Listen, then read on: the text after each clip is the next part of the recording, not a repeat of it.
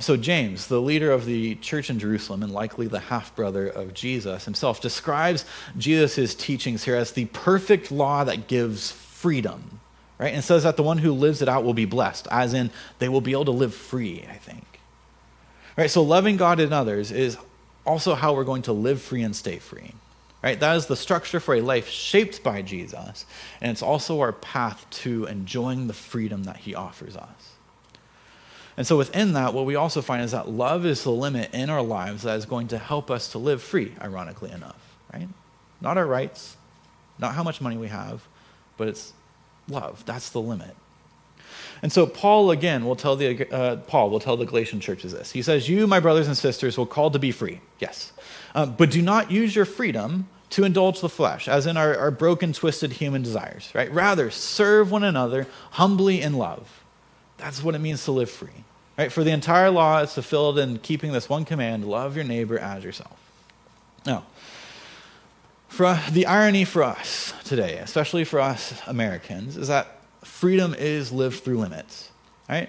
It's through the limits of relationship with God and specifically through his command to love others that we're able to live free and stay free. And these are not limits that we get to define, but that God gets to define.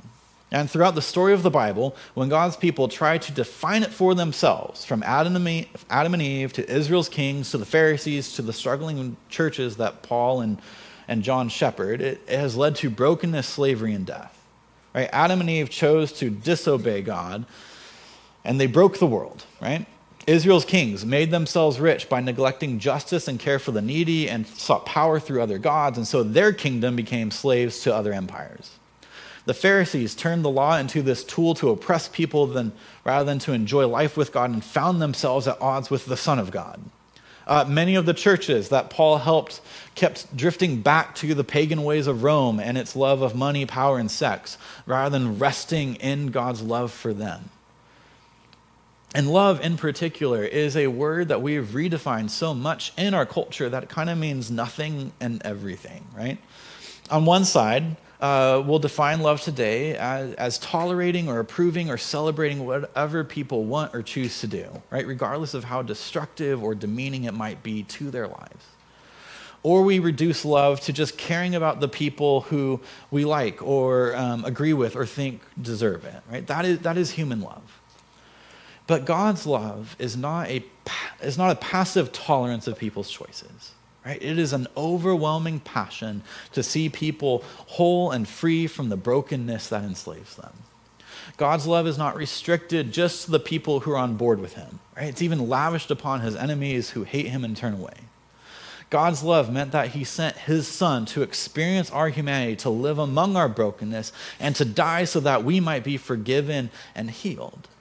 And his love has led him to share his own life with us, right? To bind us to himself through his Spirit so that we might ever be with him and enjoy the freedom of eternal life.